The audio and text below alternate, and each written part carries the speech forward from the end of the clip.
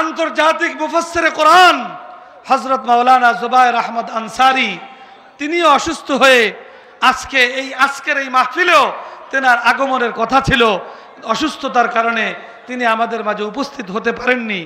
এই সকল বুজুর্গানে দ্বীন অসুস্থ যারা, তাদের সকলের রোগ মুক্তির জন্য আমরা ইনশাআল্লাহ এখন মুখতাসার আল্লাহর কাছে দোয়া করি। মুফাসসিরে কোরআন হযরত মাওলানা জুবায়ের আহমদ আনসারী সাহেব অসুস্থ হইয়া আজকে মাহফিলে আসতে পারছেন না।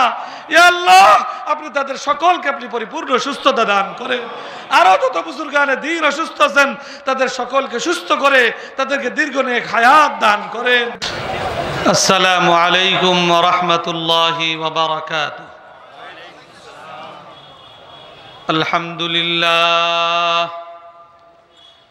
আলহামদুলিল্লাহ নাহমাদুহু ওয়া নাস্তাঈনুহু ওয়া নাস্তাগফিরুহু ওয়া নু'মিনু বিহি ওয়া নাতাওয়াক্কালু আলাইহি ওয়া নাউযু বিল্লাহি মিন শুরুরি আনফুসিনা ওয়া মিন সাইয়্যাতি আ'মালিনা। من يهده الله فلا مضل له ومن يضلل فلا هادي له ونشهد أن لا إله إلا الله وحده لا شريك له ونشهد أن سيدنا ومولانا محمدا عبده ورسوله أرسله بالحق بشيرا ونذيرا وداعيا إلى الله بإذنه وسراجا منيرا. أما بعد فأعوذ بالله من الشيطان الرجيم. بسم الله الرحمن الرحيم.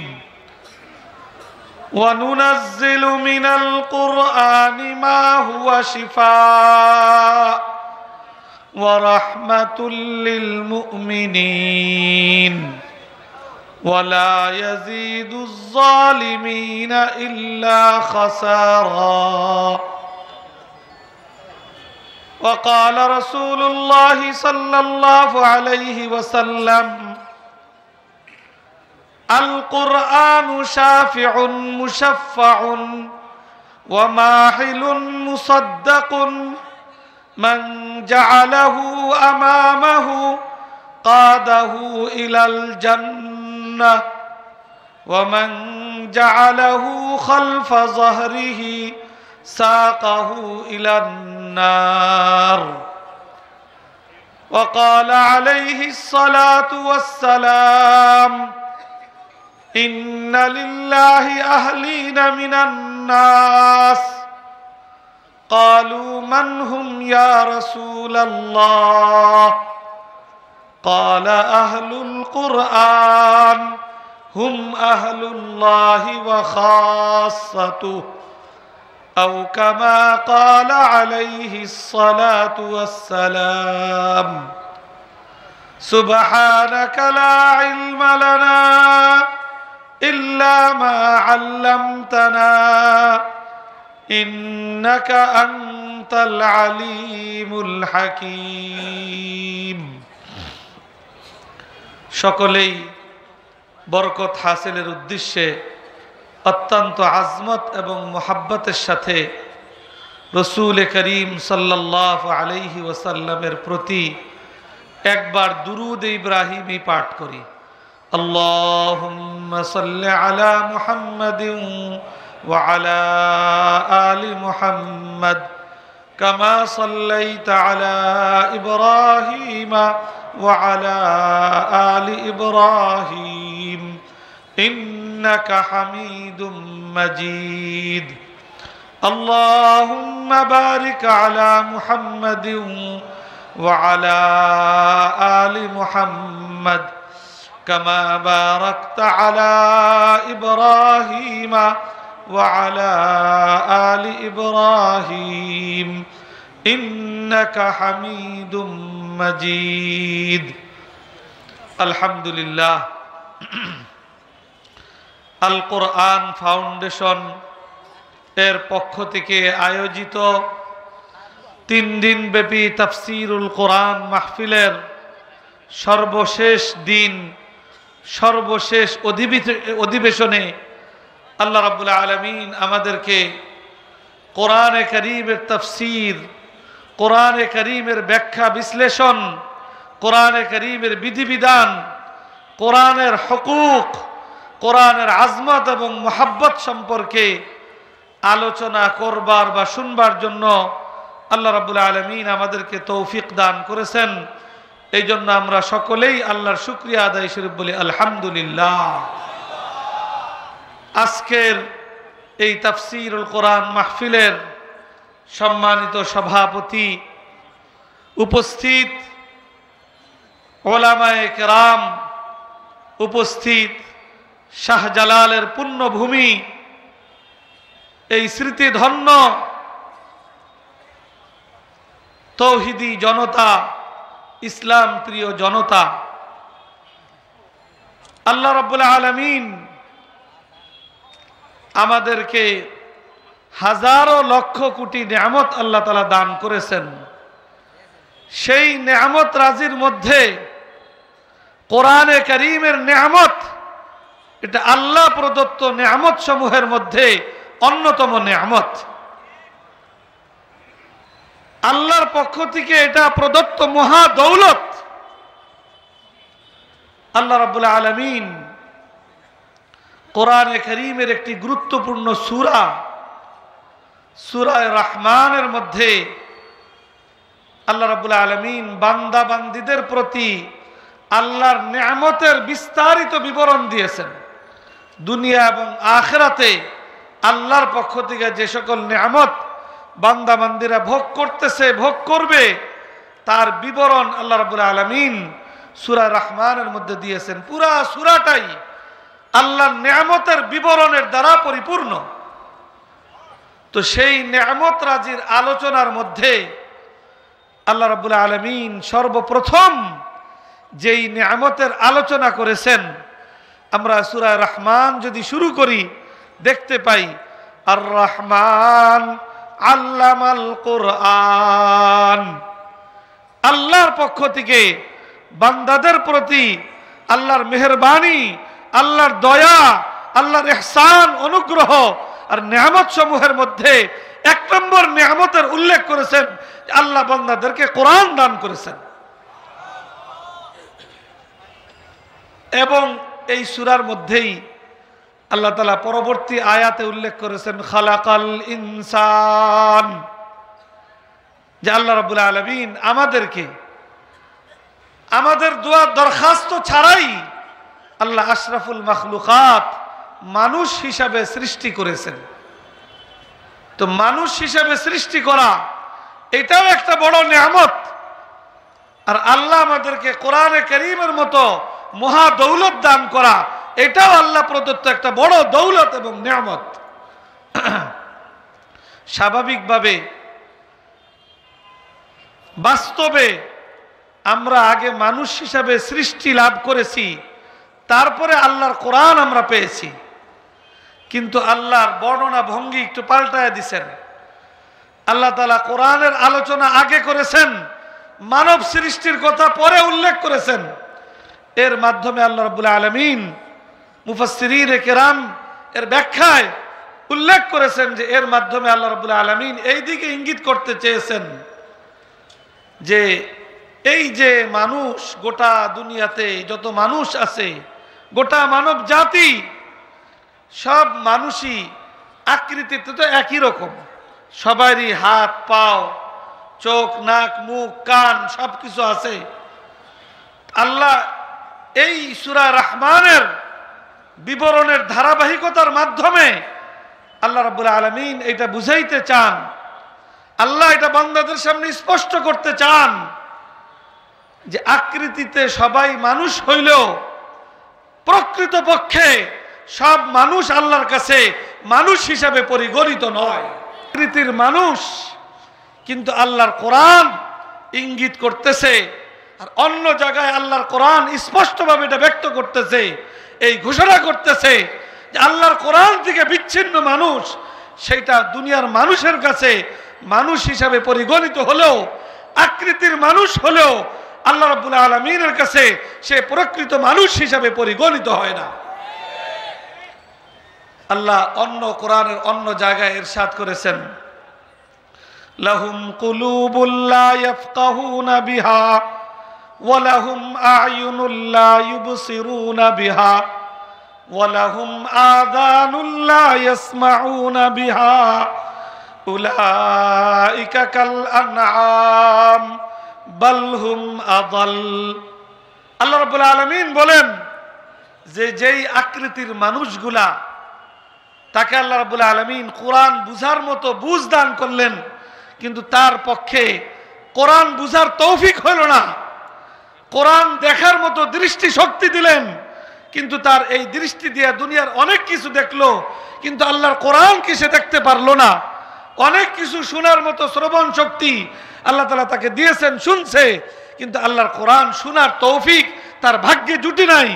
আল্লাহ তার সম্পর্কে বলতেছেন উলাইকা কাল আনআম, এই মানুষগুলা যদিও আকৃতিতে মানুষ, কিন্তু প্রকৃত পক্ষে এটা কুকুর আর শৃগালের ন্যায়। আল্লাহ এরপরে আরেকটু আগ বাড়ায় বলতেছেন বাল হুম আযাল, ওই মানুষগুলা কুকুর আর শৃগাল থেকেও আল্লাহর দৃষ্টিতে নিকৃষ্ট। এই জন্য কোরআন কত বড় দৌলত। আমরা মানুষের ঘরে জন্মগ্রহণ করে মানুষের আকৃতি লাভ করেছি, আর নিজের দিলের মধ্যে জীবনের মধ্যে কোরআন ধারণ করার মাধ্যমে আমরা প্রকৃত মানুষ হিসেবে আল্লাহর কাছে পরিগণিত হতে পারি। এই জন্য কোরআন আল্লাহ প্রদত্ত মহা দৌলত, এই দৌলতের কদর করা চাই। আজকে আমাদের সমাজে কোরআনের যেই পরিমাণ কদর হওয়া উচিত, আমাদের সমাজে সেই পরিমাণ কদর নেই। আজকে আমরা যদি লক্ষ্য করি,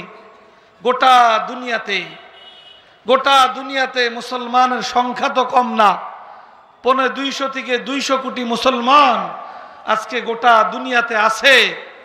আল্লাহ তাআলা রাষ্ট্র কম দেন নাই, সয় সম্পদ আল্লাহ তাআলা মুসলমানদের হাতে কম দেন নাই, কিন্তু আজকে যদি আমরা দুনিয়ার দিকে তাকাই, যেদিকে তাকাই সেদিকেই মুসলমানের রক্তে আজকে জমিন রঞ্জিত, মুসলমানরা আজকে নির্যাতিত, মুসলমানরা আজকে অপদস্থ। অপদস্থের পিছনের প্রধান কারণ আজকে মুসলমান আছে কিন্তু তার মধ্যে কোরআন নাই, মুসলমান আছে তার মধ্যে ইসলাম নাই। না ব্যক্তির মধ্যে আছে, না পরিবারের মধ্যে আছে, না সমাজের মধ্যে আছে, না রাষ্ট্রের মধ্যে আছে।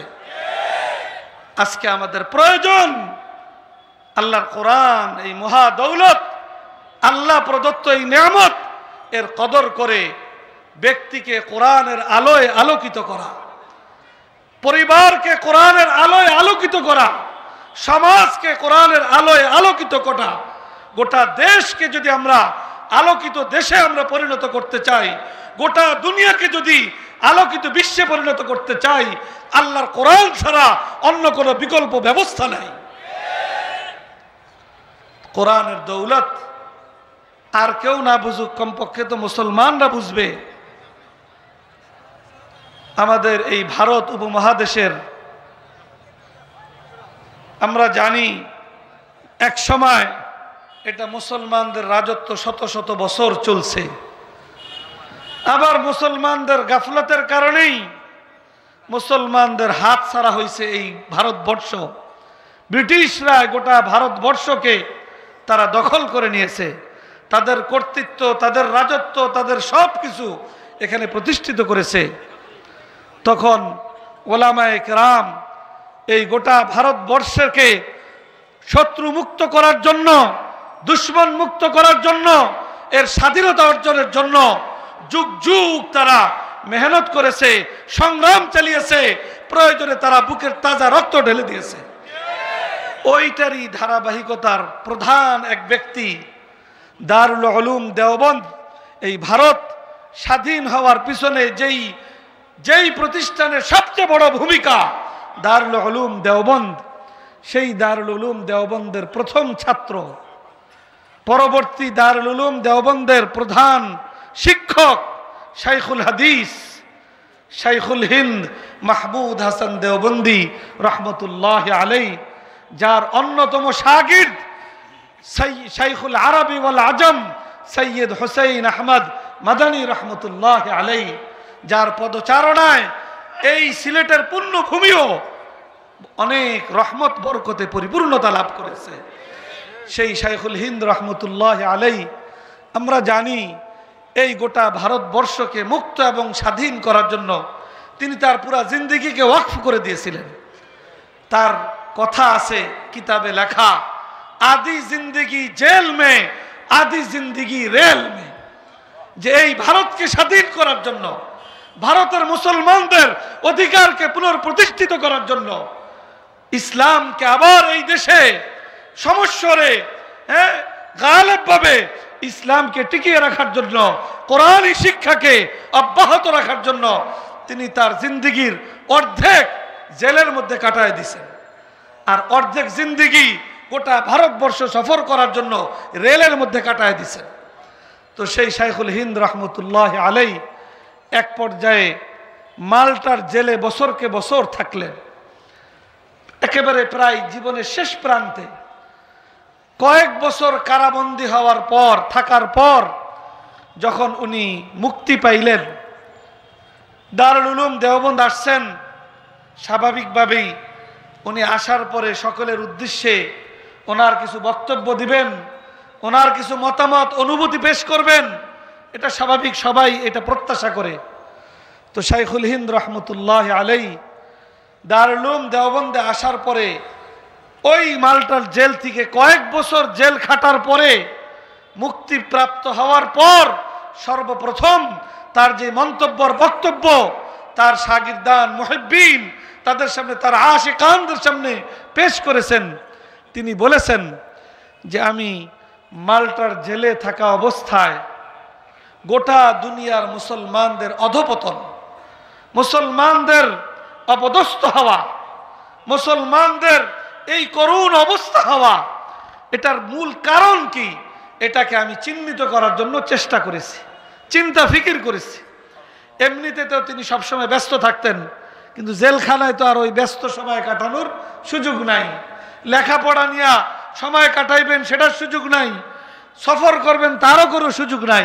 সময় পাইছেন তো নিজের জাতির, মুসলিম উম্মার, মুসলিম জাতির অধপতনের কারণ চিহ্নিত করা, সেই অধপতনের কারণ থেকে জাতিকে মুক্ত করার একটা দৃঢ় প্রত্যয় নিয়ে জেলখানা থেকে বের হয়ে আসছেন। সেই মতামতটাই, সেই অভিব্যক্তিটাই তার মুহিব্বিন আশিকানদের সামনে পেশ করেছেন যে আমি মাল্টার জেলে বসে খুব চিন্তা ফিকির করে মুসলমানদের অধপতনের দুইটা কারণ আমি চিহ্নিত করেছি। তার মধ্যে একটা কারণ হলো যে মুসলমানরা আল্লাহ প্রদত্ত মহাদৌলত, নিজেদের মান মর্যাদা পৃথিবী, দুনিয়া এবং আখিরাতে প্রতিষ্ঠিত করার মাধ্যম কোরআনে কারীম থেকে মুসলমান জাতি আজকে বিচ্ছিন্ন। এটা উনি কারণ হিসেবে চিহ্নিত করেছেন মুসলমানদের অধপতনের। এবং দুই নম্বর যেই কারণ তিনি চিহ্নিত করেছেন সেটা হইল মুসলমানদের মধ্যে অনৈক্য, তাদের মধ্যে দ্বিধা বিভক্তি, বিভিন্ন রকমের এরকম বিভক্তি, এইটাও মুসলমানদের অধপতনের আরেকটা গুরুত্বপূর্ণ কারণ। এই ওনার মতামত মন্তব্য ব্যক্ত করে উনি সাথে সাথে ভবিষ্যৎ জীবনের করণীয়, নিজের জিন্দিগির কারনামা, নিজের কাজের এই ব্যক্ত করেছেন যে আমার চিন্তা চেতনা বাকি জিন্দিগি আল্লাহ তাআলা যতটুকু দিবেন আল্লাহর কোরআনকে আল্লাহর জমিনে মুসলমানদের দিলে দিলে, মুসলমানদের সমাজে কোরআনকে প্রতিষ্ঠিত করার জন্য হায়াতের শেষ পর্যন্ত আমি মেহনত করে যাব। আজকে আমাদেরকেও এই প্রত্যয় গ্রহণ করতে হবে। আল কোরআন ফাউন্ডেশন নামই কোরআনের নামে মাহফিল হলো তাফসিরুল কোরআন মাহফিল।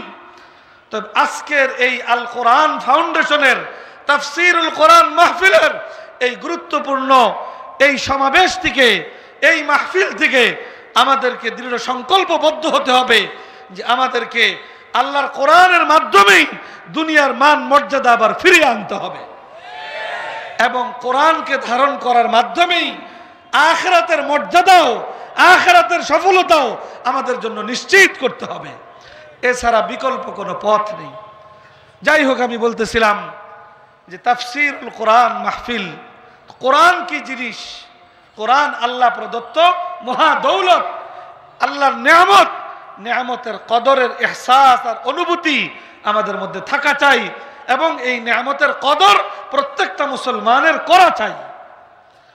কোরআনের হক কদর করতে হলে কোরআনের হক আদায় করতে হবে। আজকে আমরা দেখি 90% মুসলমানের দেশের মুসলমানদের গুলাকে যদি আমরা বিবেচনা করি, তাদেরকে মধ্যে যদি পর্যবেক্ষণ চালাই, তাহলে দেখা যাবে মুসলমানদের মধ্যে 90% মুসলমান এমন যে যারা কোরআন বুঝা তো দূরের কথা, কোরআন নিজের জিন্দিগিতে বাস্তবায়ন তো দূরের কথা, কোরআনটা সহিশুদ্ধভাবে পড়তেও তারা পারে না। এর চাইতে দুঃখজনক কথা বা বিষয় আর হইতে পারে না। যে কোরআন দিলেন আল্লাহ রাব্বুল আলামিন মুসলিম জাতির উন্নতির জন্য, আজকে আমরা সেই কোরআনকে পিছনে ফেলে আমরা অন্য কিছুর মধ্যে নিজের উন্নতি আমরা দেখতে চাচ্ছি।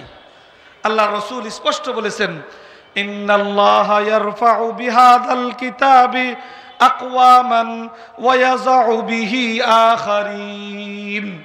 আল্লাহ রাব্বুল আলামিন আল্লাহর এই কোরআনের মাধ্যমে কোন জাতিকে আল্লাহ তাআলা দুনিয়ার মধ্যে মর্যাদার আসনে আসীন করেন। যারা কোরআনকে নিজেদের বুকে ধারণ করে, নিজেদের জীবনে ধারণ করে, নিজেদের সমাজে যারা কোরআনকে প্রতিষ্ঠিত করে, তাদেরকে আল্লাহ রাব্বুল আলামিন কোরআনের উসিলায় দুনিয়ার মধ্যে সর্বোচ্চ মর্যাদাপূর্ণ আসনে আল্লাহ তাদেরকে আসীন করেন। আর এর বিপরীত যারা কোরআন থেকে বিচ্ছিন্ন থাকে, আল্লাহ রাব্বুল আলামিন তাদেরকে দুনিয়াতেও অপদস্থ করেন, আর আখিরাতের অপদস্থতা তো তাদের জন্য আছেই। এই জন্য এই বিষয়টা আমাদেরকে খুব ভালোভাবে বিবেচনায় নিতে হবে।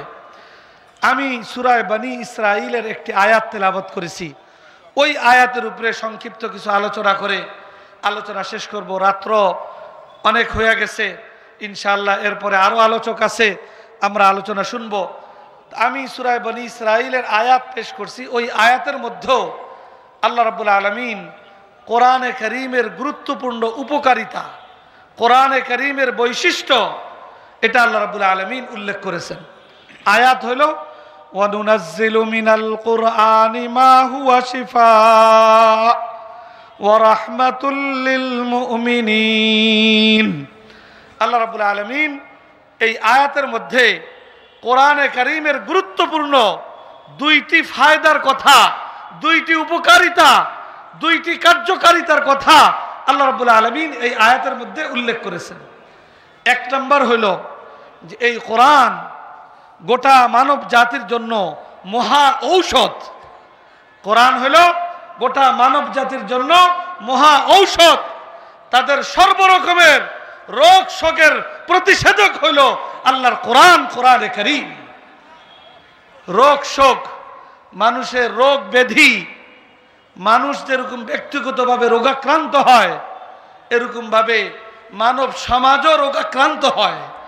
আমাদের আজকের এই সমাজের দিকে যদি আমরা তাকাই, গোটা সমাজ, গোটা রাষ্ট্র বড় বড় রোগে আক্রান্ত, বড় বড় ব্যাধিতে ব্যাধিগ্রস্ত। এই সমাজের বড় রোগ, এই সমাজ আজকে দুর্নীতিগ্রস্ত সমাজ। এই সমাজের একটা বড় রোগ, এই সমাজ আজকে সন্ত্রাসী সমাজে পরিণত। এই সমাজের বড় রোগ, এই সমাজের গোটা যুব সমাজ আজকে নারী পুরুষ নির্বিশেষে মাদকাসক্ত। আজকে এই সমাজ আজকে জুলুম শোষণ এটা অব্যাহতভাবে এই সমাজের মধ্যে আজকে প্রতিষ্ঠিত, পরিচালিত। তো আল কোরআন আল্লাহ রাব্বুল আলামিন এইটাকে মহা ঔষধ হিসাবে ঘোষণা করতেছেন যে আমি কোরআনকে নাজিল করেছি ব্যক্তির রোগ থেকে ব্যক্তিকে মুক্ত করার জন্য, সামাজিক ব্যাধি থেকে সমাজকে মুক্ত করার জন্য। আমরা যদি এই সমাজকে দুর্নীতি মুক্ত সমাজ গড়তে চাই, সন্ত্রাস মুক্ত সমাজ গড়তে চাই, মাদক মুক্ত সমাজ দেখতে চাই, জুলুম শোষণ মুক্ত সমাজ আমরা গড়তে চাই, তাহলে আল কোরআনের বিধিবিধান ছাড়া বিকল্প কোনো ব্যবস্থা নাই।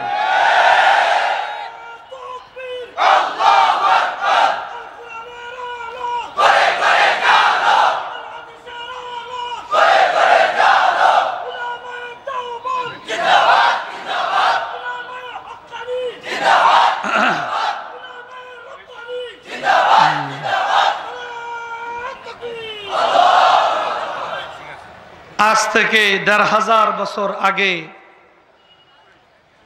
কোরআনে কারীমের আগমন যেই জামানায় হয়েছে, যেই সমাজে এবং যেই এলাকায় কোরআনে কারীমের অবতরণ হয়েছে, আমরা জানি সেই মক্কা নগরী কুরাইশ বংশের আখিরি নবী মুহাম্মদ আরবি সাল্লাল্লাহু আলাইহি ওয়াসাল্লামের উপরে আল্লাহ রাব্বুল আলামিন এই কোরআন নাজিল করেছেন।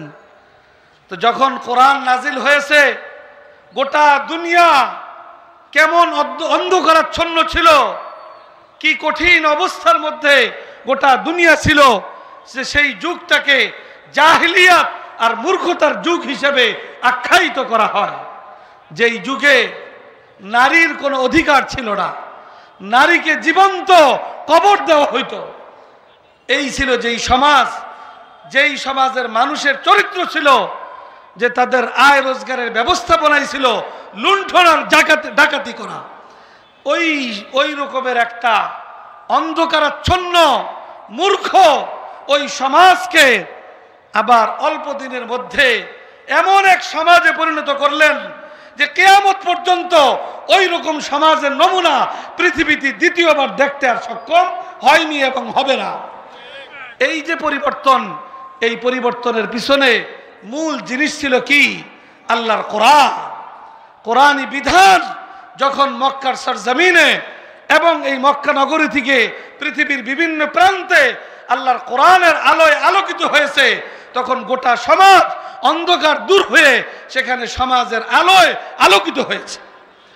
ওইটাই আল্লাহ রাব্বুল আলামিন এই আয়াতের মধ্যে বলতেছেন, ওয়ানুনাজ্জিলু মিনাল কোরআনি মা হুয়া শিফা, যে এই কোরআন আমি এটাকে নাজিল করেছি মানুষের মহা ঔষধ হিসাবে, গোটা মানব জাতির সমাজের রোগের প্রতিষেধক হিসাবে আমি এই কোরআনকে নাজিল করেছি। মানুষের মধ্যে রোগ শোকের কথা আসলেই তো আমরা মনে করি আমাদের দেহের রোগ, হ্যাঁ, বাহ্যিক যে রোগ হয়, কত রকমের রোগ, হ্যাঁ, blood pressure, high pressure, heart attack, diabetics, কত রকমের রোগ আছে। আমরা রোগ বলতে শুধু এইটাকেই বুঝি, কিন্তু কোরআন হাদিস ঘাটলে দেখা যায় এইটাও রোগ, তবে এটা ছোট রোগ। এটা কি? ছোট রোগ। এই রোগের চূড়ান্ত পরিণতি হইল, সর্বোচ্চ হইল মৃত্যু। কি বলেন, এর চাইতে বেশি কিছু হবে? বুড়ি বুড়ি হাদিস আল্লাহ রসুল বর্ণনা করেছেন যে মানুষ বাহ্যিকভাবে যত সুস্থ সবলই হোক, তার আত্মার কল্প যদি পরিশুদ্ধ রোগ মুক্ত না হয়, এই মানুষ তার দুনিয়ার জিন্দিগি যেভাবেই কাটুক, তার প্রকৃত জিন্দিগি আখিরাতের জিন্দিগিতে সে ব্যর্থ হবে, সেই জিন্দিগিতে সে বিফল হবে, এটাই তার জন্য অবধারিত। এই জন্য আল্লাহ রাব্বুল আলামিন স্পষ্ট জানায় দিলেন যে কোরআন এটা মহা ঔষধ, এটা মানুষের আত্মার রোগ শোক থেকেও মানুষকে মুক্তি দান করে। এবং হাদিসে পাকের মধ্যে আসছে, আলা ইন্না ফিল জাসাদি লামুযগা ইযা সালুহাত সালুহাল জাসাদু কুল্লু ওয়া ইযা ফাসাদাত ফাসাদাল জাসাদু কুল্লু আলা ওয়াহিয়াল কলব। আল্লাহ রাসূল বলেন যে মানুষের এই দেহের মধ্যে কলব আছে, দিল আছে, হার্ট আছে।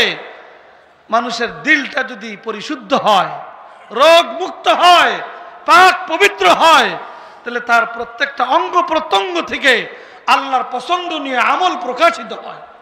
তার মুখ দিয়ে ওইরকম কথাই বের হয় যেই কথা দ্বারা আল্লাহ সন্তুষ্ট হন। তার হাত দিয়ে এমন জিনিসই সে ধরে যেটা ধরা আল্লাহ পছন্দ করেন। পাও দিয়ে সে এমন কাজের দিকেই যায় যেই কাজের দিকে যাওয়া আল্লাহর কাছে পছন্দনীয় হয়। আর যদি তার দিল পরিশুদ্ধ না হয়, দিল যদি রোগ মুক্ত না হয়, তাইলে সে মুখে বলে আর তার আখিরাত ওই বলার দ্বারা বরবাদ হইতে থাকে। মৃত্যু ব্যতীত সব রকমের রোগ থেকে মুক্তি দেওয়ার শক্তি আল্লাহ রাব্বুল আলামিন সূরা ফাতিহার মধ্যে রেখে দিয়েছে। বুজুর্গানে দ্বীনের মাধ্যমে আমরা পাই, কেউ যদি রোগী ওই বুজুর্গের কাছে যায়, দেখা যায় সূরা ফাতিহা পড়ে দম করে দেয় বা সুস্থ হয়ে যায়। সাহাবায়ে কেরামের জিন্দেগিতে আমরা দেখতে পাই, ওই আমলে আমরা দেখতে পাই যে সাহাবায়ে কেরাম সূরা ফাতিহার মাধ্যমে, কোরআনে কারীমের মাধ্যমে বাহ্যিক রোগ থেকে মুক্তির ব্যবস্থাপনা হিসেবেও এটাকে তারা কাজে লাগাইছেন এবং ফলাফলও তারা ভোগ করছেন। হাদিসে পাকের মধ্যে আসছে সাহাবায়ে কেরামের আমল, যে সাহাবায়ে কেরামের জামানায় কেউ যদি অসুস্থ হইতো তো সাহাবীরা তাদের সম্মুখে কোরআনে পাকের তেলাওয়াত করতেন। এই তেলাওয়াতের মাধ্যমে আল্লাহ রাব্বুল আলামিন এই উসিলায় তাকে রোগ থেকে মুক্তি দান করতেন। তো বাহ্যিক রোগ থেকেও মুক্তি পাওয়া যায়। আর এর চাইতে বড় রোগ হলো আত্মার রোগ। আত্মার মধ্যে বুজুর্গানে দ্বীন বলছেন বড় বড় রোগ আছে। হিংসা একটা বড় ধরনের রোগ। এই রোগ যদি কারো ভিতরে থাকে, একদিকে নেক আমল করবে, আরেকদিকে এই সমস্ত রোগের কারণে ওই সকল আমল সব বরবাদ হয়ে যাবে। হাদিসে পাকের মধ্যে আল্লাহ রাসূল হযরত আবু হুরায়রা রাদিয়াল্লাহু তাআলা আনহু থেকে রিওয়ায়াত, তিনি বলেন ইয়াকুম ওয়াল হাসাদ ফাইন্নাল হাসাদা ইয়াকুলুল হাসানাত কামা তাকুলুন নারুল হাতাব। আল্লাহ রাসূল বলেন, ও আমার উম্মতেরা, তোমরা ভালো করে জাইনা রাখো, তোমাদের দিলের মধ্যে হিংসা নামক মহা রোগ আছে। অন্যের ভালো পছন্দ বরদাস্ত করতে পারে না। হিংসা বলা হয় কাকে? আরেকজনের ভালো কিছু দেখলে ওটাকে কি লাগে না, ভালো হিসাবে গ্রহণ করতে পারে না। কামনা করে যে তার এই ভালাইটা, ভালো জিনিসটা যদি ধ্বংস হয়ে যেত, এটাকে বলা হয় হিংসা। আল্লাহ রাসূল বলেন যে তোমরা হিংসা থেকে বেঁচে থাকার ব্যাপারে সচেষ্ট হও, কারণ হিংসা এমন মারাত্মক ব্যাধি। হিংসা নেক আমলকে এমন ভাবে ধ্বংস করে দেয় যেমন আগুন লাকড়িকে জ্বালায় পোড়াইয়া ভস্ম করে দেয়। এই হিংসা থেকে মুক্তি পাওয়ার প্রতিষেধক হিসাবে আল্লাহ রাব্বুল আলামিন আল্লাহর কোরআনের শিক্ষা আমাদেরকে দান করেছেন। কোরআনকে শিখব, কোরআনী বিধান নিজের জিন্দগিতে বাস্তবায়ন করব, তো দেখবেন এর উসিলায় আল্লাহ রাব্বুল আলামিন হিংসা, অহংকার, রিয়াকারী, এই সমস্ত বড় বড় দিলের রোগ থেকে আল্লাহ রাব্বুল আলামিন নিজেদেরকে পাক পবিত্র করবেন। আর এর মাধ্যমে আমি যা আমল করব, এই আমলগুলো আমার আখিরাতের সঞ্চয় হিসাবে আমার থাকবে। আর এর উসিলায় আমি ইনশাআল্লাহ আখিরাতে নাজাত আর মুক্তি লাভ করতে পারবো।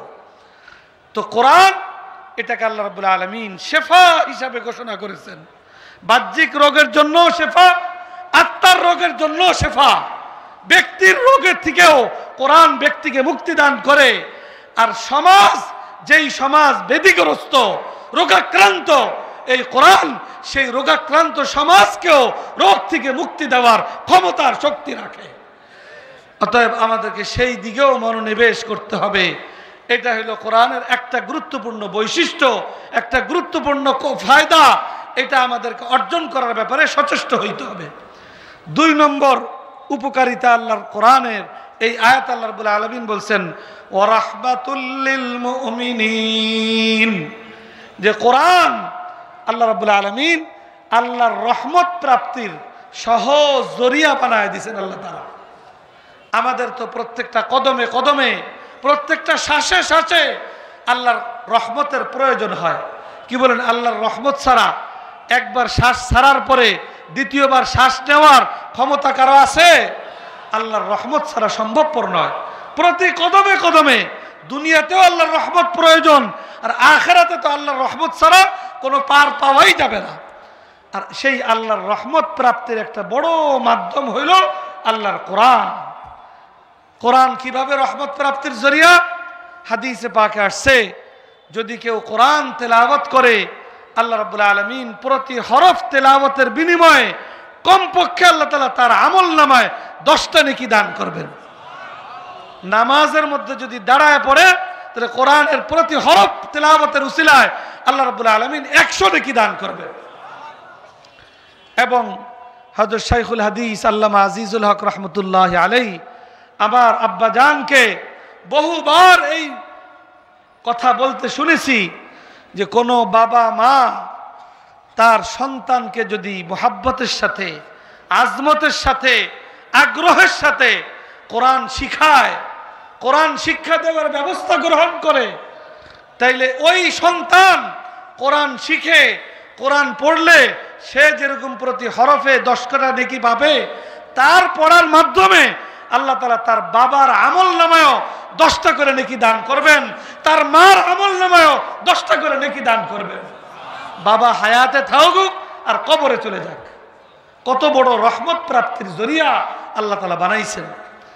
এবং হাদিসে পাকের মধ্যে আল্লাহ রাসূল ইরশাদ করেছেন যে কোরআনের বদৌলতে একজন মানুষ কত বড় মর্তবা লাভ করতে পারে। ইন্না লিল্লাহি আহলিনা মিনান নাস, আল্লাহ রাসূল বলেন মানুষের মধ্যে এক শ্রেণীর মানুষ আছে, একদল মানুষ আছে যাদেরকে আল্লাহ রাব্বুল আলামিন আল্লাহর পরিবারভুক্ত মানুষের মর্যাদা দান করেন। সাহাবায়ে কেরাম জিজ্ঞেস করছেন মানহুম ইয়া রাসূলুল্লাহ, আল্লাহর পরিবারভুক্ত হওয়ার মর্যাদা কি আমলের মাধ্যমে লাভ করা যায়?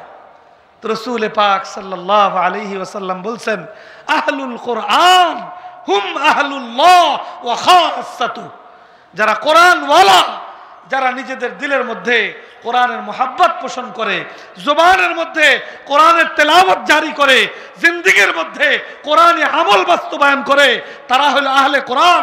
আর তাদেরকে আল্লাহ রাসূল ঘোষণা করেছেন তারা হইল আল্লাহর পরিবারভুক্ত, আল্লাহর বিশেষ এবং খাস বান্দা। কত সহজ। অন্য হাদিসের মধ্যে আল্লাহ রাসূল ইরশাদ করেছেন আল কোরআনু শাফিউন মুশাফফাউন, কোরআন যে নিজের দুনিয়াতে ভালোভাবে ধারণ করবে, কিয়ামতের ময়দানে কোরআন ওয়ালা আহলে কোরআনের পক্ষে কোরআন আল্লাহর দরবারে এমন ভাবে সুপারিশ করবে, আল্লাহর পক্ষ থেকে কোরআনের সুপারিশ ওই আহলে কোরআনের হকে আল্লাহ তাআলা গ্রহণ করবেন। এবং হাদিসে পাকে আসছে মান জাআলাহু আমামাহু কাদাহু ইলাল জান্নাহ, যেই ব্যক্তি তার এই দুনিয়ার জিন্দেগিতে কোরআনকে সর্বক্ষেত্রে সামনে রাখতে পারবে, নিজের ব্যবসা বাণিজ্যে, নিজের চাকরি বাকরিতে, ব্যক্তি জীবনে, পরিবার জীবনে, সামাজিক জীবনে, রাষ্ট্রীয় জীবনে যারা কোরআনকে সামনে রাখার ব্যাপারে সচেষ্ট হবে, আল্লাহ রাসূল ঘোষণা করেছেন কোরআন তাকে জান্নাত পর্যন্ত পৌঁছায় দেবে। আর যদি কোরআন থেকে বিচ্ছিন্ন থাকে, কোরআন থেকে বিমুখ থাকে, কোরআনকে পিছনে ফেলে দুনিয়ার ইউরোপিয়ান সভ্যতাকে মনে করে নিজেদের উন্নতির বড় চাবিকাঠি, তো আল্লাহ রাসূল বলতেছেন ওই ব্যক্তিকে কোরআন ধাক্কায় নিয়ে জাহান্নামের মধ্যে নিক্ষেপ করবে। আল্লাহ রাব্বুল আলামিন কোরআনকে একদিকে শেফা মহা ঔষধ বানাইছেন, আরেকদিকে কোরআন আল্লাহর রহমত প্রাপ্তির জরিয়া বানাইছেন। সাথে সাথে আল্লাহ রাব্বুল আলামিন আমাদের সকলকে সম্বোধন করা সতর্ক করেছেন ওয়ালা ইয়াজিদুজ জালিমিনা ইল্লা খাসারা।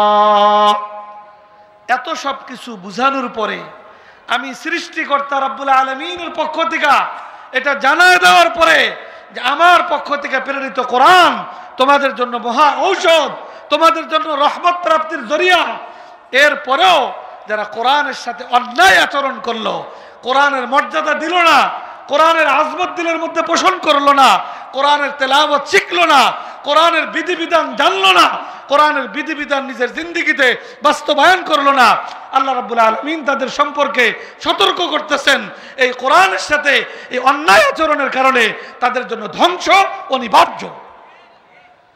অতএব আমি আমার আলোচনা গুছায় নিয়ে আসতেছি। আল্লাহ রাব্বুল আলামিন কোরআনের মতো মহা দৌলত আমাদেরকে দান করেছেন। কোরআনের মাধ্যমে আমরা আমাদের জিন্দেগিকে পবিত্র জীবনে পরিণত করতে পারি। কোরআন ভালোভাবে ধারণ করলে কোরআনের উসিলায় মাটির মানুষ নূরের তৈরি ফেরেশতার চাইতে আল্লাহর কাছে বেশি মর্যাদাবান হিসাবে পরিগণিত হতে পারে। সেই সুযোগ আমরা গ্রহণ করি। আজকে আমরা এই ঘুণে ধরে সমাজ, সর্বত্র সমস্যার সমস্যা, যেখানেই তাকাইবেন সেখানেই সমস্যা। এই সমাজকে সমস্যা মুক্ত করতে হলে, এই সমাজকে আলোকিত সমাজে পরিণত করতে হলে কোরআন ছাড়া বিকল্প ভিন্ন কোনো ব্যবস্থা নেই। অতএব আমাদের সবাইকে, গোটা সমাজকে আল কোরআনের দিকে, আল্লাহর কোরআনের দিকে, কোরআনই জীবন ব্যবস্থার দিকে মানুষকে দাওয়াত দেওয়া, মানুষকে আহ্বান করা, কোরআনের ছায়াতলে মানুষকে সংগঠিত করা, এটা আমরা যদি এই অবস্থা থেকে মুক্তি পেতে চাই তাহলে এই কাজটা আমাদের সকলের দায়িত্ব হিসেবে গ্রহণ করতে হবে। আমরা সকলে তৈরি আছি তো ইনশাআল্লাহ।